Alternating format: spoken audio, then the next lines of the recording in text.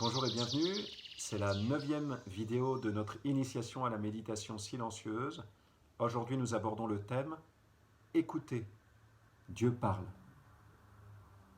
La dernière fois nous avons été attentifs à la question de l'acte de foi qui nous permet de nous centrer sur Dieu, qui nous ouvre à un amour de Dieu et à l'amour de Dieu pour nous. Aujourd'hui nous continuons le 3e volet qui cherche à scruter comment laisser Dieu agir, en montrant comment cette disposition de foi, elle nous ouvre à une écoute de Dieu. Après un premier préalable où je montrerai comment cette écoute dont je parle aujourd'hui, elle est différente des premiers niveaux, on pourrait dire, d'écoute dont il a été question préalablement, et comment cette écoute, elle suppose vraiment de se débarrasser de tout préjugé sur la manière dont Dieu va nous parler. Car en effet, Dieu peut nous parler de manière différente, c'est ce que nous verrons ensuite dans les 3 points de cette vidéo. Dieu peut nous parler en rendant actuelle la parole que je suis en train de méditer, en la rendant vivante. Dieu peut me parler à travers des motions intérieures, ce qu'on pourrait appeler l'écoute charismatique. Et Dieu peut me parler de manière peut-être plus paradoxale, dans un silence, une voix de silence. Étant donné que nous allons aborder des notions assez difficiles à décrire aujourd'hui, je voudrais que nous commencions par prier pour que chacun de vous puisse demander au Seigneur de venir pallier mes déficiences explicatives, descriptives, pour que vraiment le bon Dieu puisse vous communiquer ce qu'il a à vous communiquer à travers cette vidéo. Viens Esprit Saint, viens ouvrir nos âmes, viens ouvrir nos intelligences, viens ouvrir nos cœurs.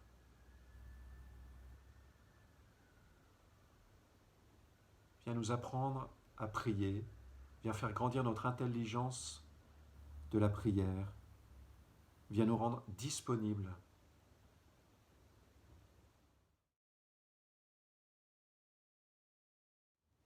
Pour introduire le thème de ce jour, je voudrais regarder comment cette écoute est nouvelle par rapport à tout ce dont nous avons parlé précédemment et qu'elle doit être sans préjugés.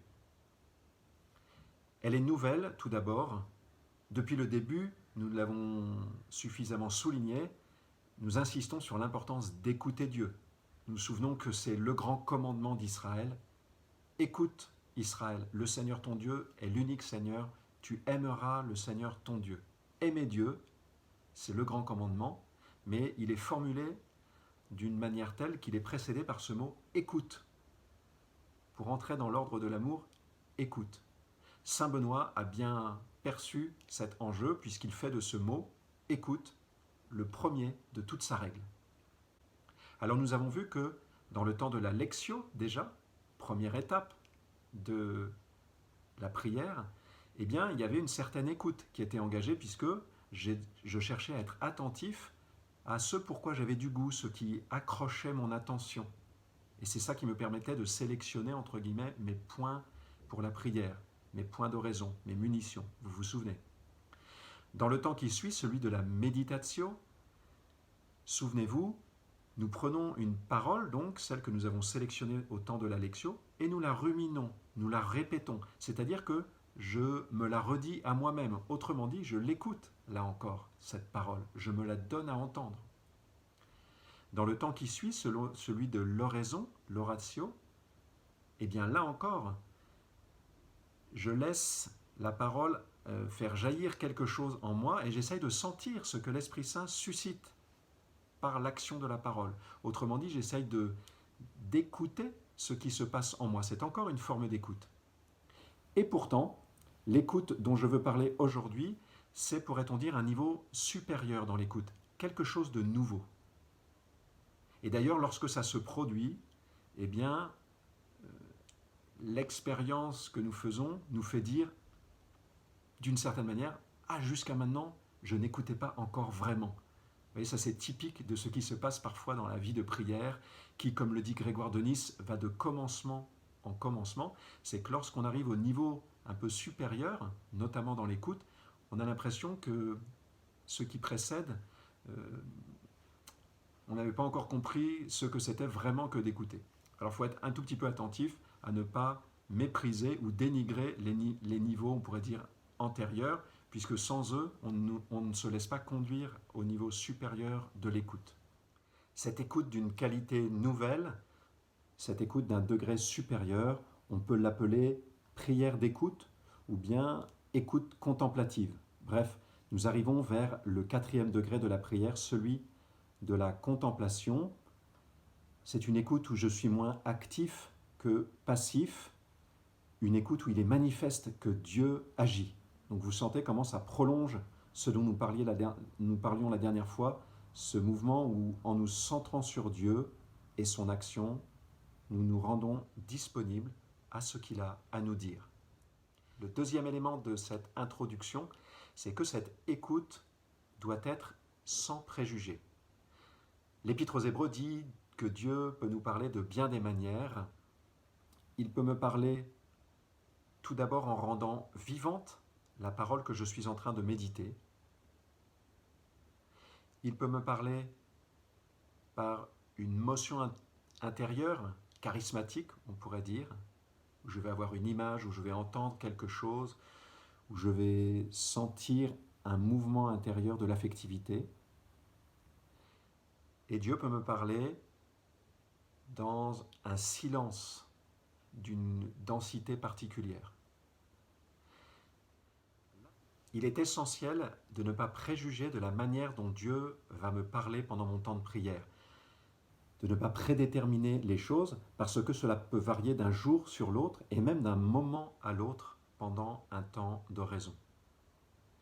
Alors il est très fréquent que nous ayons à un moment donné, en raison de notre formation, de notre histoire personnelle, de notre, je dirais, profil psycho-spirituel, que nous ayons un goût plus particulier pour tel ou tel mode de révélation de Dieu. Eh bien, il faut apprendre à s'en détacher. Je donne un exemple. Si on a été habitué peut-être un peu à une prière charismatique, il arrive que l'on développe un certain goût pour ça et que l'on se dise que lorsqu'on reçoit une image intérieure, eh bien là, c'est que vraiment Dieu m'a parlé, alors que lorsque c'est simplement que la parole que je médite me parle au cœur, c'est bien, mais c'est moins bien. Ceci est faux. Ceci est faux. Et évidemment, Dieu peut tout autant me parler, et même nous le verrons de manière plus profonde à travers le silence qu'à travers des paroles explicites, des motions explicites intérieures. En ce sens, un des grands principes de l'oraison, c'est de ne pas chercher à revivre les grâces reçues. Pourquoi ? Parce que cela risque de m'enfermer et de me rendre moins disponible. Néanmoins, comme nous le dit bien Saint Jean de la Croix, c'est vrai que Dieu parfois nous fait découvrir des lieux spirituels. Il me conduit jusqu'en un lieu où je reçois une certaine grâce, et il est bon parfois que pendant un certain temps, je puisse retourner en ce lieu, retrouver ce lieu. Et parfois, je vais même le retrouver de manière de plus en plus rapide, parce que j'en ai comme trouvé le chemin, Dieu m'en a indiqué le chemin. Donc ça peut être bon. Par exemple, si je prie le même évangile pendant toute une semaine, l'évangile du dimanche, ça ne sera pas surprenant que je retrouve des mêmes choses, que je revienne à des mêmes éléments de cet évangile plusieurs jours de suite, que je renoue avec la même grâce. Et cependant, il faut être prêt à tout moment, j'allais dire, à quitter cette grâce pour aller vers d'autres lieux spirituels que Dieu nous montrera. Alors l'image que j'aime bien utiliser, c'est celle d'Abraham, vous savez, qui est itinérant. Donc de temps en temps, il a une souplesse pour s'installer là où Dieu lui montre, pour poser son camp de base. Et puis, lorsque Dieu le lui demande, eh bien, très rapidement, il replie tout et il part vers un autre lieu. Nous devons avoir cette même souplesse dans la prière, savoir s'installer un certain moment autour d'une grâce, mais lorsque Dieu nous donne un signal, eh bien, ne pas nous accrocher indéfiniment, mais avoir une souplesse intérieure, une mobilité spirituelle. J'aborde maintenant le premier mode de révélation. Dieu peut me parler en rendant vivante sa parole. Ce premier mode de révélation, il est habituellement en continuité avec le temps de la méditation, le deuxième temps de la prière. C'est-à-dire que je suis en train de ruminer une parole. Par exemple, Jésus prit avec lui Pierre, Jacques et Jean et les conduisit à l'écart sur une haute montagne. Je rumine cette parole et tout à coup, soit progressivement, soit soudainement, je réalise que cette parole, elle est en train de s'accomplir maintenant, là, dans mon temps de prière. Tout à coup, cette parole devient consistante, devient dense, devient parlante, devient lumineuse. Elle éclaire ce que je vis profondément. C'est une parole qui devient vivante. Je vais vous donner un autre exemple. Je me souviens d'une catéchumène qui avait vécu de belles grâces, plutôt de consolation pendant le temps de son catéchuménat, et puis au moment de son baptême, elle a éprouvé comme une rupture, et dans les semaines qui suivaient, elle était perdue parce qu'elle ne goûtait plus la présence de Dieu du tout de la même manière. Et puis, en lisant l'évangile de Matthieu, eh bien, elle a réalisé que se passait pour elle ce qui se passe dans l'évangile, c'est-à-dire qu'après l'événement du baptême, suit immédiatement ce moment du désert où Jésus est mis à l'épreuve. Alors elle a compris que l'évangile s'accomplissait dans sa propre vie, qu'il y avait comme une mise à l'épreuve de sa relation à Dieu. Alors bien sûr, ça n'a pas résolu toutes les questions de l'aridité de sa prière, mais vous comprenez bien comment ça a pu être stabilisant que Dieu lui montre ce qui était en train de se passer dans sa vie. Elle n'avait pas décroché, au contraire, elle était entrée dans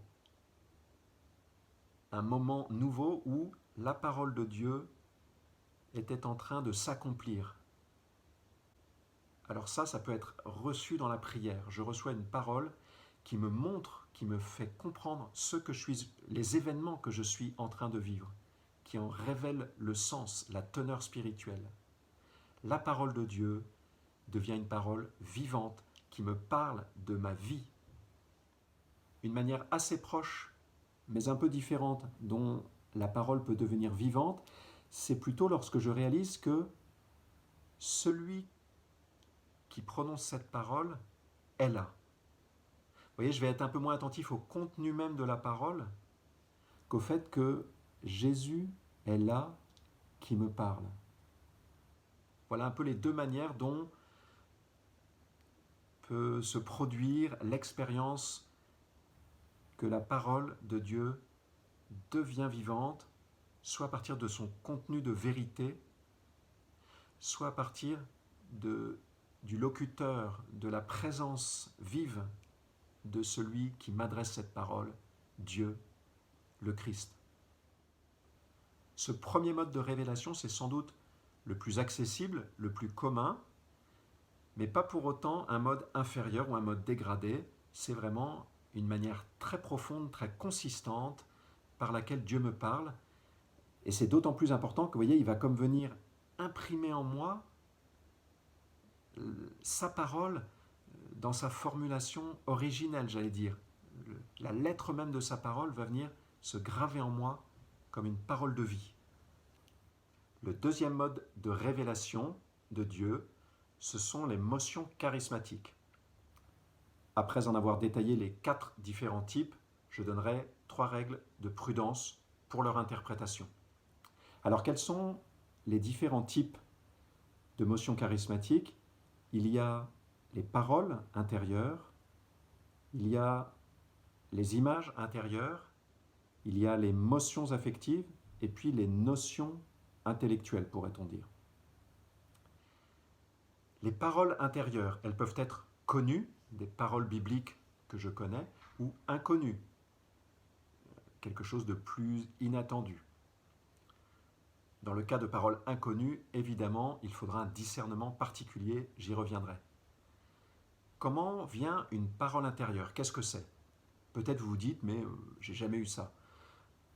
En tout cas, dans votre mémoire, il vous arrive de vous souvenir d'une conversation, qu'elle vous revienne intérieurement dans votre imaginaire et votre mémoire intérieure.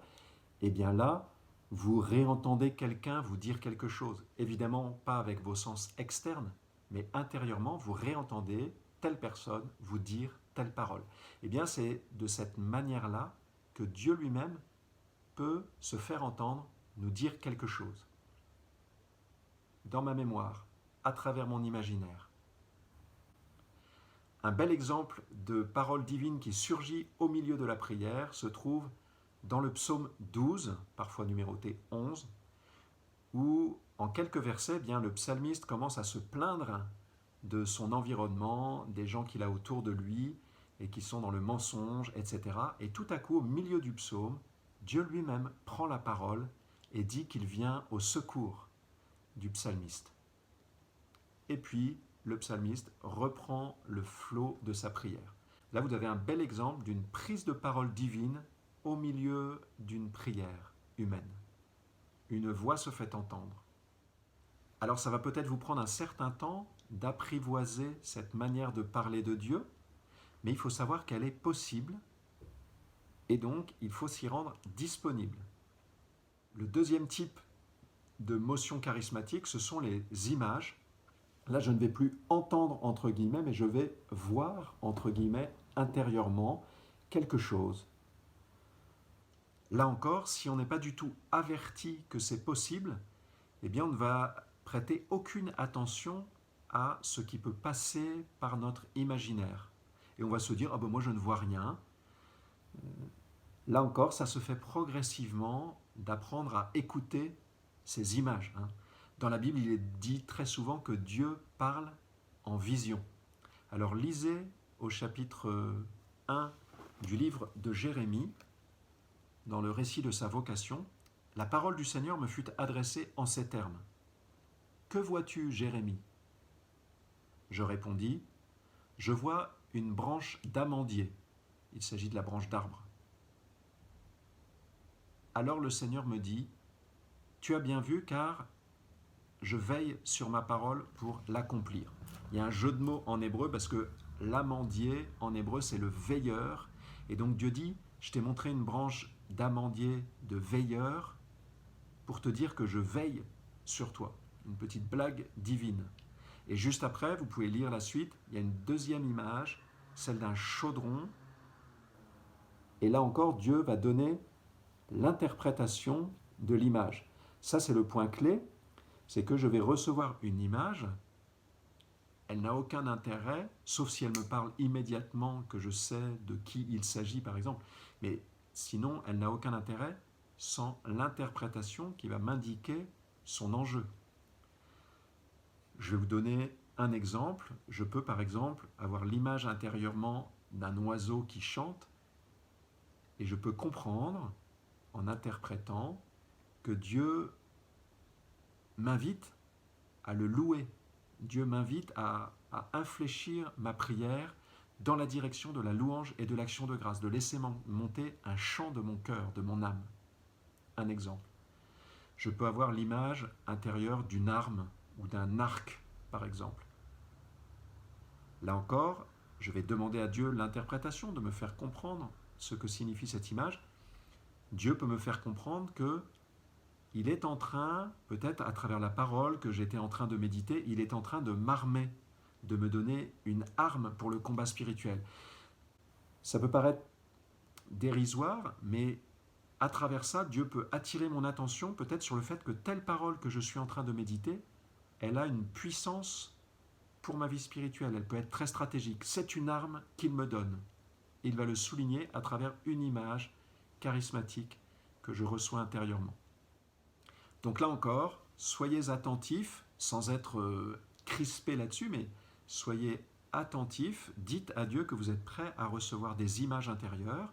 Et si il y a une image qui passe, même discrètement intérieurement, vous pouvez dire à Dieu, Seigneur, donne-moi l'interprétation, qu'est-ce que tu veux me montrer par cette image ? Tranquillement. Si rien ne se clarifie, vous laissez passer, il n'y a aucun problème. Et il n'y a pas à s'inquiéter non plus, il y a des images qui passent, dont on ne voit pas l'enjeu, ça peut être simplement des images sans consistance, et puis il y en a d'autres à travers lesquelles Dieu veut vraiment nous signifier quelque chose.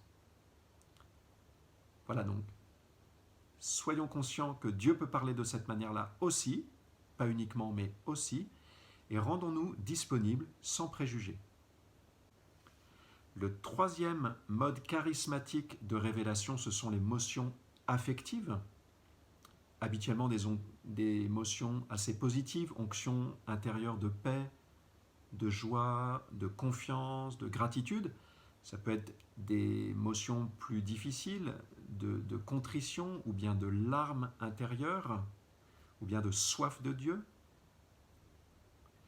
Ce type de motions-là viennent particulièrement fréquemment dans le prolongement de l'oratio, le moment où je suis en train, moi, d'abondance de cœur, de m'adresser à Dieu dans ma prière, et où là, tout à coup, alors que je suis peut-être dans l'intensification de la supplication pour demander quelque chose à Dieu, tout à coup, il y a comme un basculement intérieur en moi, je passe d'un affect, d'un sentiment de supplication à un sentiment de paix, à un sentiment de confiance.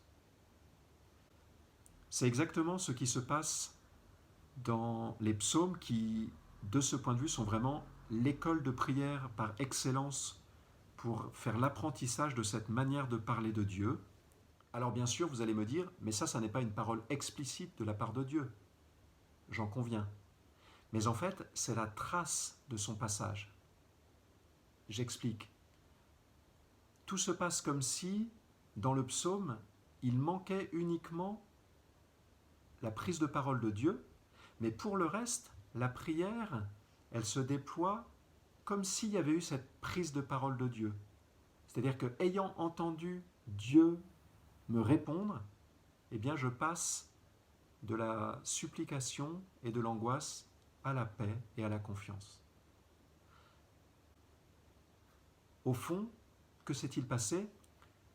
Je crois que la profondeur de mon âme entend la réponse de Dieu et que ça se traduit, on pourrait dire, dans la couche plus superficielle de mon âme, dans mon affectivité, par ce changement-là. Vous voyez, la parole de Dieu directement adressée au tréfonds de mon âme m'échappe, mais j'en perçois le signe plus extérieur, j'en perçois la trace.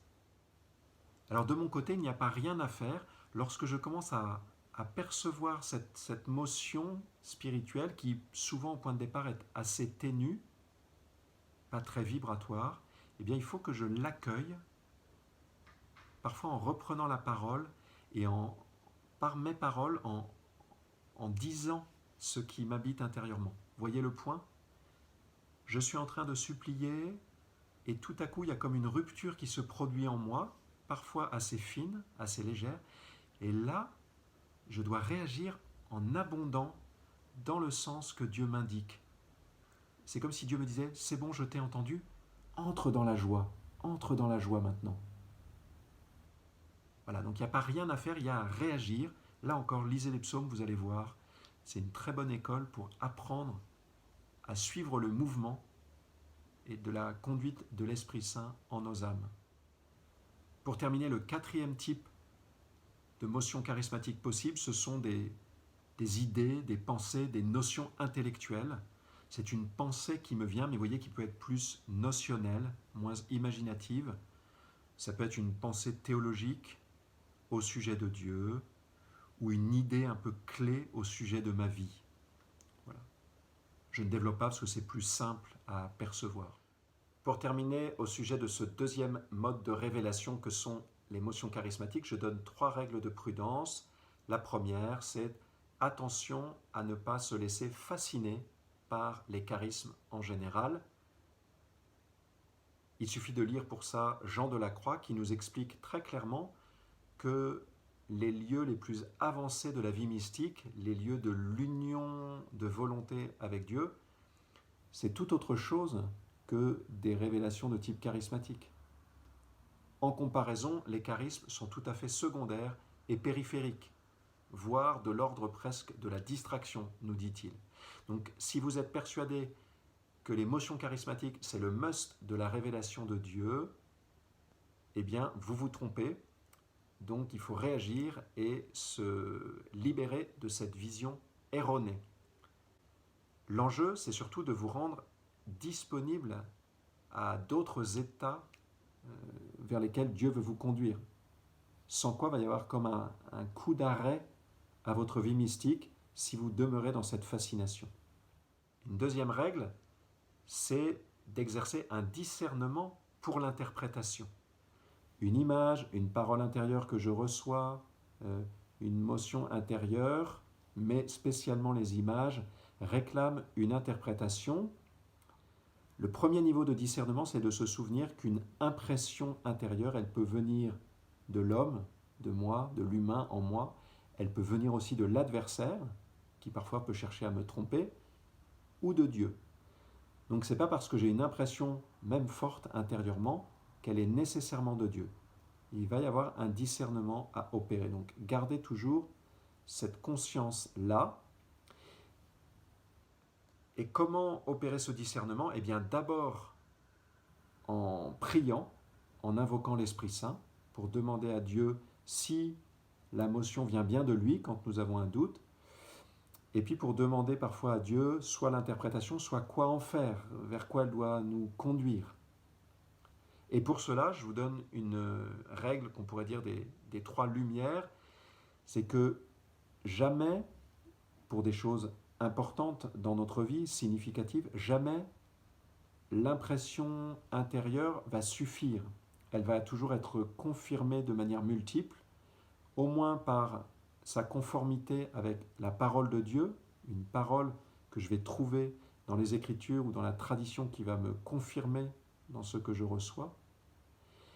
Et habituellement, il va y avoir aussi une confirmation providentielle à travers une rencontre, quelque chose qu'une personne autour de moi va me dire, que sais-je. Vous voyez, jamais uniquement une impression ne suffit pour des choses importantes. Évidemment, si c'est, comme je vous le suggérais tout à l'heure, une image intérieure d'un oiseau qui chante pour m'inviter maintenant dans ma prière à plus de louanges, il n'y a pas besoin de confirmation multiple. Là, c'est un petit signal que Dieu me donne pour me conduire dans ma prière. Troisième règle de prudence, vivre le détachement.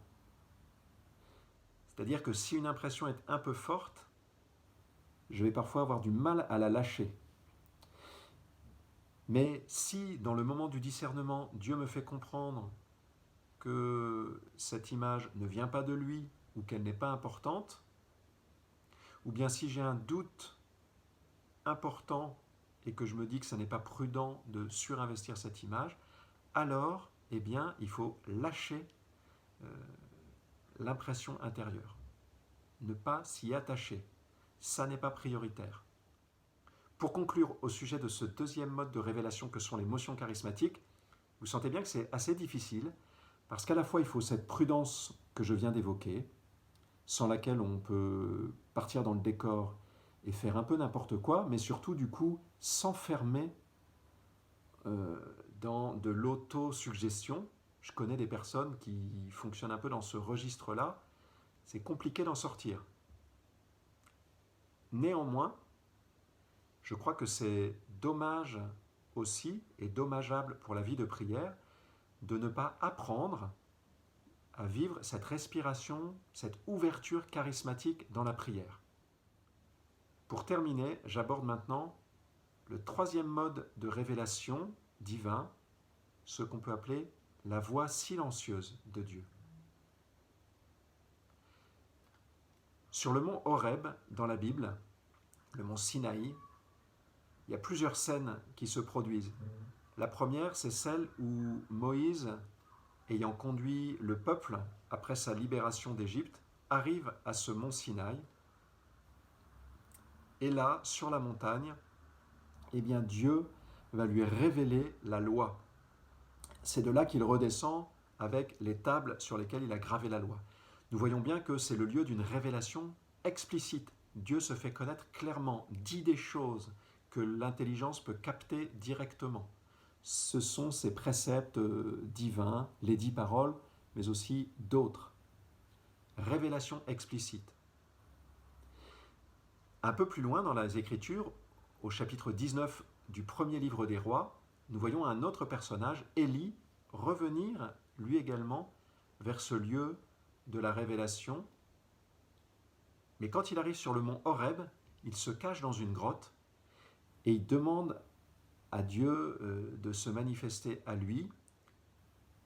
Il entend passer d'abord un ouragan, mais Dieu n'est pas dans l'ouragan. Puis un tremblement de terre, mais Dieu n'est pas dans le tremblement de terre. Puis un feu, mais Dieu n'est pas dans le feu. Et enfin, le bruit d'un fin silence. Alors Élie comprend que Dieu se révèle, que Dieu parle. Un bruit de fin silence. Littéralement, la voix d'un fin silence. Dieu se révèle à Élie dans un silence. Donc sur ce même lieu, dans les Écritures, on nous dit que Dieu peut parler un peu de deux manières. Soit de manière explicite, compréhensible directement par l'intelligence, soit de manière silencieuse. Comment repérer ce silence dans notre prière? Je vais prendre une image. Lorsqu'il neige, ou lorsqu'il a neigé pendant la nuit, vous sortez le matin, vous ouvrez votre porte, vous admirez la neige, et puis vous dites, tiens, il y a quelque chose d'étrange, et parfois au bout d'un moment, vous réalisez, ah, la qualité de ce silence, elle est inhabituelle. Vous voyez, une qualité de silence, c'est ça qui parfois va se produire dans la prière.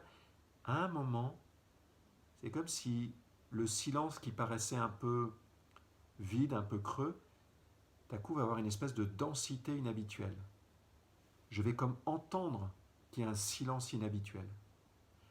Là, c'est un signal que Dieu est en train de me faire passer peut-être à une intensité nouvelle dans ma prière. Il est en train de me faire entrer dans son silence. Il est en train de me parler dans le silence. Comment comprendre ce phénomène?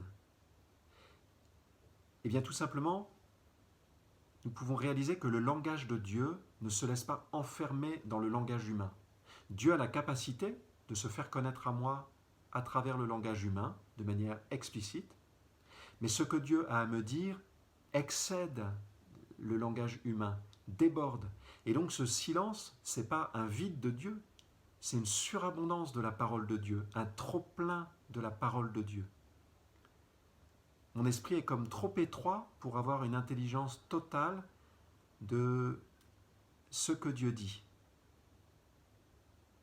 Dans l'expérience charismatique du chant en langue, eh bien, on peut faire l'expérience que notre cœur, lorsqu'il a envie de s'adresser à Dieu, le langage parfois distinct, clair, ne lui suffit pas, qu'il a besoin d'être un peu dans un au-delà du langage, pour exprimer une surabondance du cœur. Saint Augustin parle aussi de cette jubilation au-delà des mots distincts et de la clarté du langage. Eh bien, le silence de Dieu, c'est comme le niveau du dessus. Non seulement on parle de l'intelligible à l'inintelligible, mais c'est plus simplement un babil inintelligible, c'est une parole inaudible, silencieuse. On est encore au-dessus. Pour bien comprendre comment se produit cette entrée dans la contemplation, il faut compléter avec le second registre de langage de Dieu, qui est celui de la vision. Dieu peut se révéler par des images distinctes, compréhensibles, nous en avons parlé précédemment, mais Dieu peut aussi se révéler d'une manière surabondante qui est éprouvée subjectivement comme une obscurité. Nous avons tous déjà fait cette expérience physique qu'un trop-plein de lumière qui nous arrive dans la figure tout à coup produit en nous un aveuglement. Et bien de la même manière, le trop-plein de lumière divine, lorsqu'il abonde, va produire subjectivement un aveuglement, parce que, là encore, mon esprit n'est pas adapté à recevoir brutalement tant de lumière. Donc nous pouvons comprendre que l'obscurité dans la prière, elle n'est pas nécessairement un vide, elle peut être au contraire le signe d'une surabondance, d'un trop-plein, d'une révélation intense qui est en train de se produire. C'est vraiment ce qu'attestent Thérèse d'Avila, Jean de la Croix et tant de mystiques, que le Seigneur peut nous faire entrer dans ces états un peu d'obscurité, de nuit, où l'esprit ne perçoit plus rien de distinct parce que Dieu est en train de l'illuminer. C'est paradoxal, et c'est essentiel d'entrer progressivement dans l'intelligence de ces phénomènes-là. Dans la Bible, il est question de cette nuée lumineuse dans laquelle Moïse entre après avoir entendu la révélation plus distincte sur la montagne. Alors cette image d'une nuée, c'est-à-dire d'un nuage lumineux, peut correspondre à l'expérience que décrivent les mystiques d'un mélange d'opacité et d'illumination. C'est le grand paradoxe de la révélation. Il semble y avoir moins parce qu'il y a plus. J'entends moins, c'est le silence, parce que Dieu est en train de dire plus. Je vois moins, c'est l'obscurité, parce que Dieu est en train de donner plus de lumière que dans de simples images distinctes. Même si j'ai plutôt insisté sur les aspects un peu privatifs, la sensation de manque, il est évident, nous disent les mystiques, qu'il y a une alternance entre les moments où domine l'impression de privation et puis les moments où domine l'impression de surabondance. Thérèse d'Avila parle beaucoup de ces moments d'illumination. Jean de la Croix parle un peu plus des moments d'obscurité. Mais au fond, pour décrire des moments extrêmement apparentés de révélation intense de la part de Dieu. Comment réagir? Nous développerons ça davantage dans la prochaine vidéo. Gardons 2 mots. Consentir. Consentir à cette impression de privation. Consentir aussi à cette impression de surabondance dont les saints nous disent qu'elle est parfois difficile à vivre. Cette espèce de sentiment d'être trop petit pour accueillir ce trop-plein divin. Consentir donc, et puis ne pas se centrer, encore une fois, sur l'effet produit en moi. Qu'il s'agisse d'une impression privative ou d'une impression d'illumination, dans les 2 cas, l'enjeu, c'est toujours de rester centré sur Dieu qui est en train d'agir. Dieu est là, je me centre sur lui, je pose des actes de foi et je demeure dans cette disponibilité, cette écoute profonde dans laquelle le Seigneur lui-même m'a fait entrer.